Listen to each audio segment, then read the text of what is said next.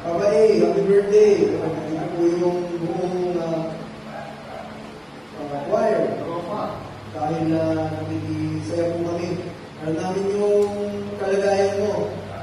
Talagang mahirap. Lahat naman sa buhay, talagang mahirap. Pero, ang kagandahan, pwedeng maging masaya. Paano pa nagiging masaya?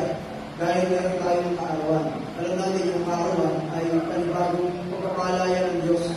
Kaya po, siyempre pag may bagong buhay, may bagong pagkakataon para tumanggap ng pagpapala.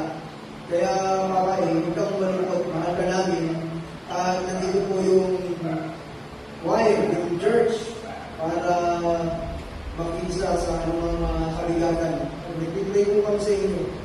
At habang kumakanta kami kanina, ay naalala ka namin kasi alam namin yung kasiglahan mo na umawit.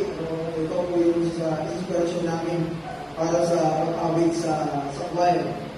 Kaya, Papa A, huwag kang malungkot, maging masaya ka dahil kaarawan mo ngayon, dahil araw mo ngayon. Happy birthday! Namiss namin yung ingay